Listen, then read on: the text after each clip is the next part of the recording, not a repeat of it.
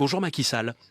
Bonjour. Merci d'être avec nous en direct sur France Info, président du Sénégal, président également de l'Union africaine qui représente 55 pays du continent. Vous êtes déjà sur place en Égypte. Un mot tout d'abord du contexte de cette réunion. À chaque sommet sur le climat, on dit que c'est celui de la dernière chance.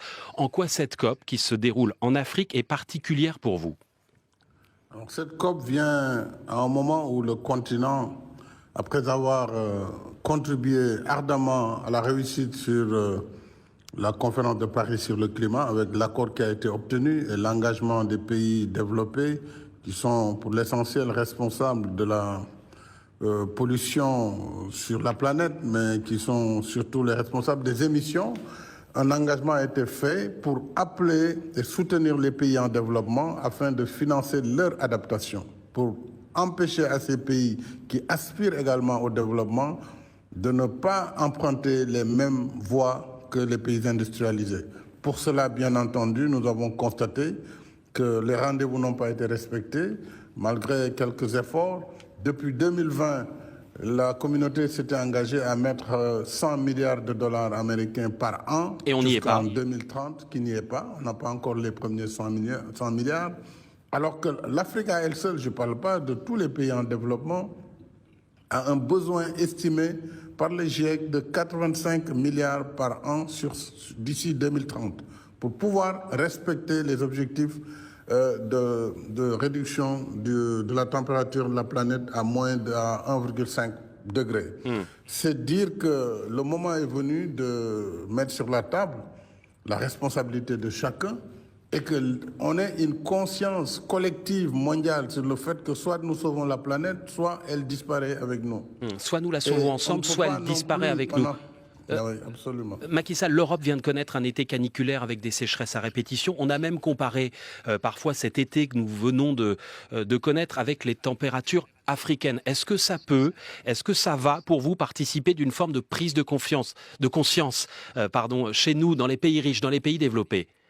Je l'espère, puisque finalement on se rend compte que nul n'est à l'abri des changements climatiques, que l'Europe ait des températures supérieures parfois à celles de l'Afrique, que demain l'Afrique ait des températures beaucoup plus basses qu'en Europe. C'est aujourd'hui dans l'ordre normal des choses. On voit les cyclones, les tempêtes tropicales, au rythme où elles arrivent. On n'a jamais connu cette accélération, ce cataclysme qui est en train d'engloutir le monde. Donc il est temps que tout le monde soit conscient, il faut une solidarité internationale. Vous savez, nous supportons le coût du développement des projets verts en Afrique en recourant à la dette. Nous sommes obligés de nous endetter pour nous adapter, pour être dans des économies sobres en carbone. Cela n'est pas acceptable. Alors que nous aurions pu aller vers les solutions comme le charbon, ce qui est aujourd'hui en cours dans la plupart des pays industrialisés. Depuis la guerre en Ukraine, nous aurions pu et nous devrons, si l'argent n'est pas là, nous allons recourir aux mêmes sources énergétiques pour les aspirations du développement de l'Afrique. Je vous dis, nous avons plus de 600 millions d'Africains qui n'ont pas encore accès à l'électricité. Oui. Allez dire à ces populations qu'attendez que la transition énergétique soit faite. Donc il y a une prise de conscience et une responsabilité à assumer. J'espère que nous aurons véritablement à l'occasion de cette COP africaine qui se tient en Afrique, tout au moins la 27e, que nous aurons des réponses plus positives. Macky Sall, un chiffre résume en quelque sorte l'équation de ce sommet. L'Afrique, c'est 1,2 milliard d'habitants, ça représente environ un terrien sur 7, et elle représente 4% des émissions de gaz à effet de serre de l'ensemble de la planète, d'où l'idée d'un mécanisme qui sera donc débattu lors de cette COP, c'est ce qu'on appelle le mécanisme des pertes et dommages. Les pays riches verseraient chaque année des centaines et des centaines de milliards de dollars aux pays en voie de développement pour les aider à faire face au réchauffement, aux inondations, aux ouragans. Ça fait des années que les pays riches ont le pied sur le frein sur cette question qui a donc été ajoutée in extremis à l'agenda du sommet. Est-ce que vous espérez les convaincre cette fois-ci? Je ne sais pas si on va les convaincre, mais je crois que si rien n'est fait, nous sortirons de Sharm el-Sheikh avec un goût d'inachevé et le risque que je vois tout de suite, c'est que les gens vont retourner chacun avec ses solutions nationales qui consisteront à se développer par tous les moyens et quoi que cela puisse en coûter à la planète. Ça, c'est le risque. Et c'est pourquoi je pense Il y a un effort à faire, c'est non seulement au niveau des États, mais c'est également au niveau des entreprises, qui sont principalement les plus grandes pollueuses. Et à ce niveau, moi je réclame simplement une prise de conscience collective. Les Africains font des efforts. Moi qui vous parle au Sénégal, nous avons aujourd'hui 31% de notre électricité qui vient par des sources renouvelables.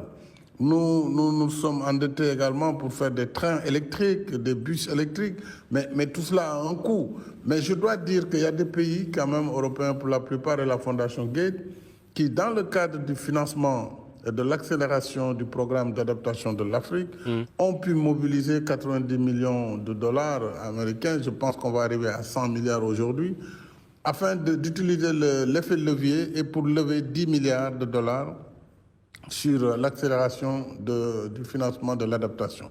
Bon, c'est un exemple qu'il faut quand même saluer, c'est une goutte d'eau, mais il faut encourager les pays qui se sont engagés au moins, qui se sentent concernés, mais c'est beaucoup trop peu par rapport à nos attentes. Macky Sall, est-ce que vous dites aussi aux pays les plus riches et aux citoyens de ces pays que si on ne vous aide pas, le nombre de personnes déplacées va continuer d'augmenter dans les années qui viennent et que cette question migratoire sera de plus en plus importante? Est-ce que c'est un argument aujourd'hui? Oui, c'est forcément un argument, puisque si vous n'avez que des îlots de prospérité dans le monde devant une écrasante majorité de pauvreté, rien ne pourra arrêter la volonté de migration. Ça, c'est un phénomène naturel. Donc, autant diversifier la prospérité dans le monde, avoir plusieurs pôles, et au sein des États, au sein des pays également, diversifier. C'est ça qui peut fixer les gens. Mais si, alors, on est dans l'égoïsme national par rapport à chaque pays, naturellement, ces pays vont s'exposer à ces phénomènes migratoires, d'autant plus que le climat va être un facteur accélérateur, puisque lorsqu'il y aura de la sécheresse, il y aura l'érosion côtière qui détruit l'essentiel de la façade atlantique sur le continent africain et même de l'océan Indien. Donc sur toute la façade maritime africaine, vous voyez les conséquences. Merci beaucoup. Je ne parle même pas de la destruction des forêts. Et donc, c'est un phénomène qu'il faut prendre au sérieux, qu'ensemble, nous puissions donner les réponses les plus adéquates, alors que l'Afrique, qui n'est pas responsable pour l'essentiel, qui en subit le plus, offre des solutions. Vous voyez le bassin du Congo, ce que ça donne à la planète comme poumon vert, pour nous éviter en tout cas un réchauffement extraordinaire, et ce que ça séquestre comme carbone pour le bénéfice de l'humanité. Alors donc ce que nous posons, ce n'est pas nous ne demandons pas de l'aumône, mais nous pensons que c'est une responsabilité partagée.